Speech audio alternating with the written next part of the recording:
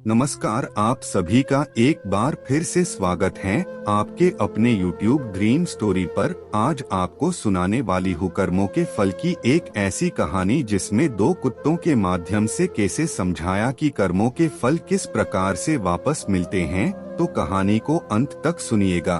बहुत पहले की बात है, एक बहुत ही छोटा सा गाँव था। उस गाँव में दो कुत्ते रहते थे। दोनों आपस में गहरे मित्र थे, साथ साथ रहते तथा सोते थे। उनमें से एक कुत्ता काला था तो उसका नाम कालू था। दूसरा कुत्ता लाल था, अतः उसका नाम लालू था। एक दिन दोनों कुत्तों ने तीर्थ यात्रा करने की सोची, किंतु वे रास्ता नहीं जानते थे। दोनों ने निश्चय किया कि यात्रा आरंभ तो करें, रास्ता तो अपने आप निकल आएगा। एक दिन वह दोनों एक साथ तीर्थ यात्रा पर चल दिए। चलते चलते रात हो गई। वह दोनों एक पेड़ के नीचे सो गए। थके होने के कारण उन्हें नींद आ गई। सुबह होने पर फिर अपनी यात्रा पर चल पड़े। एक गांव के पास पहुंचने में होते हैं, वहां पर उन्हें भूख लग आई। वहां उन्हें कुछ चूहे दिखाई दिए। लालू की पूंछ खड़ी हो गई। वह कालू से बोला, क्यों गंडक जी, आप फरमाओ तो मैं इन 2-4 चूहों की चटनी बना डालूं। कालू ने गर्दन हिलाकर कहा, नहीं भाई लालू जी, हम तीर्थ यात्रा पर निकले हैं और तीर्थ यात्रा में किसी की हत्या करना पाप होता है। तो आप कोई दूसरा उपाय खोजो जिसमें कोई जीव की हत्या ना हो तथा हमें मांस भी ना खाना पड़े। दोनों कुत्ते एक दोराहे पर रुक गए। वहां पर एक मंदिर था। कुछ देर सुस्ताने के पश्चात दोनों ने फैसला किया कि अलग अलग दिशा की ओर चलना चाहिए। जिसको जो मिलेगा खा लेंगे। एक साथ चलते तो दोनों में से किसी का भी पेट नहीं भरेगा। दोनों कुत्ते अलग अलग दिशा में चल पड़े। चलने से पहले उन्होंने तय कर लिया कि वे वापस आकर इसी स्थान पर मिलेंगे। लालू कुत्ता चलते चलते एक गांव में पहुंचा। गांव में एक ब्राह्मण रहता था। वह पूजा पाठ करके भोजन करने ही जा रहा था। उसकी पत्नी ने उसके लिए थाल सजा कर रखा था। ब्राह्मण ने भोजन को भोग लगाया ही था कि लालू कुत्ते ने झट से उसकी थाली में मुंह डाल दिया तथा एक पूरी उठाकर भागा। ब्राह्मण ने हरे राम कहा तथा हाथ धोकर उठ गया। उसने अपनी पत्नी से कहा, बेचारे यह गंडक जी भी भूखे हैं, सो आप यह थाली इन्हें ही खिला दीजिए। ब्राह्मण की पत्नी गुस्से से बोली, आप यह क्या कह रहे हैं? इस गंडक जी को यह थाली, आप ही बताइए इसमें कितने चोखे चोखे पकवान हैं?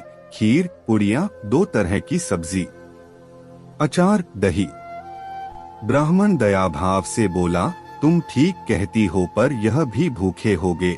आप तो यह थाली इन्हें ही दे दे। सोच लो कि इनके ही भाग्य में लिखी थी।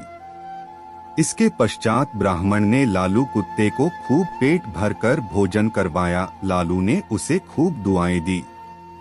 उधर कालू कुत्ता एक किसान के यहाँ पहुँचा। किसान अपने खेत में काम कर रहा था।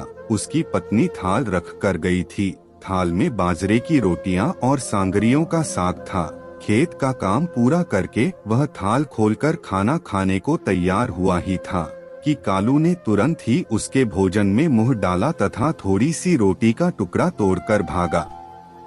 किसान एकदम गुस्से से भर उठा।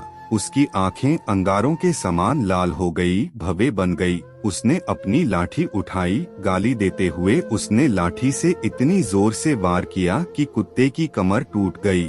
वह पीड़ा से चिल्लाने लगा। कमर टूट जाने के कारण वह भाग ही नहीं सका। इसी बीच उसकी कमर में 2-4 लाठियां और पड़ गई। कुत्ता अधमरा हो गया।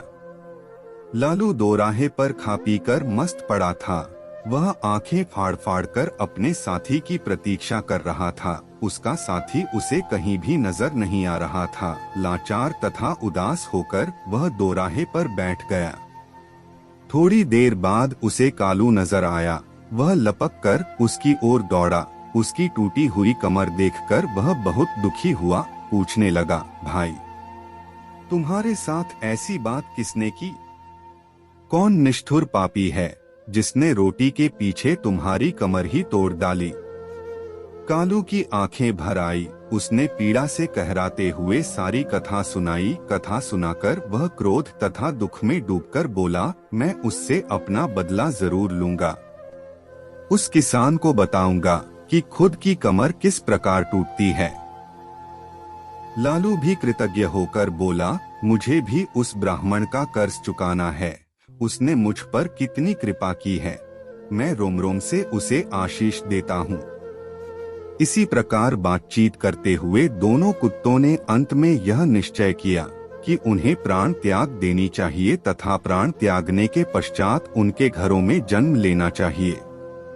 इत्तेफाक से न तो किसान के कोई पुत्र था और न ही ब्राह्मण के। दोनों कुत्तों ने मंदिर के आगे जाकर अपने प्राण त्याग दिए। एक ही पल में दोनों मृत्यु को प्राप्त हो गए। कालू ने किसान के घर जन्म लिया।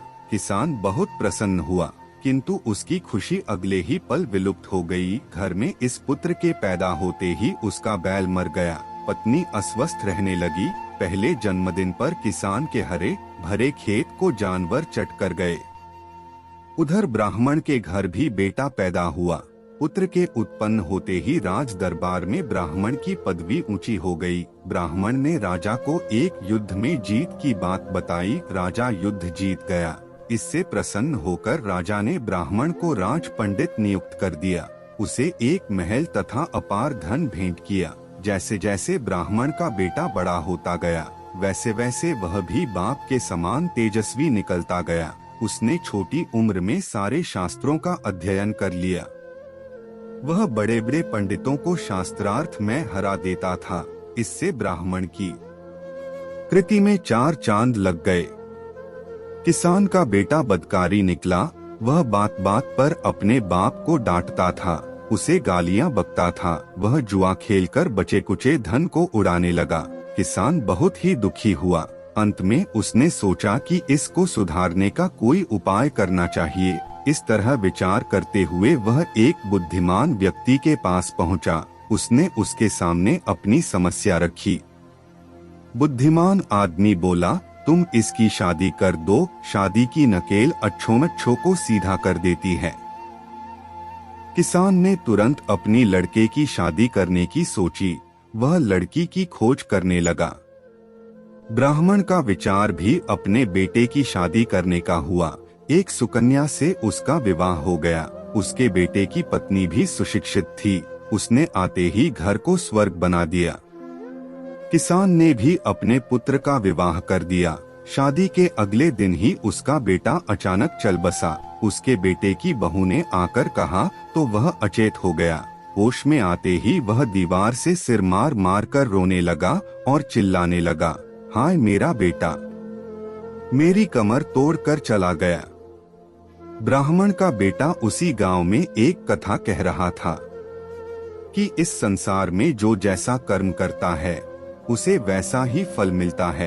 अर्थात ब्राह्मण के बेटे के द्वारा यह कथा कहने का आशय था कि कैसे बुरे कर्मों का बुरा फल भोगना पड़ता है और अच्छे कर्मों का भगवान उसको भी अच्छे ही फल देता। मित्रों, ये थी कर्मों के फल की कहानी जिसको 2 कुत्तों के माध्यम से बताई गई। उम्मीद है यह हमारी कहानी आपको पसंद आई होगी। अगर वीडियो पसंद आया हो तो वीडियो को लाइक और शेयर जरूर करें और चैनल को भी सब्सक्राइब जरूर करें। वीडियो को अंत तक देखने के लिए धन्यवाद।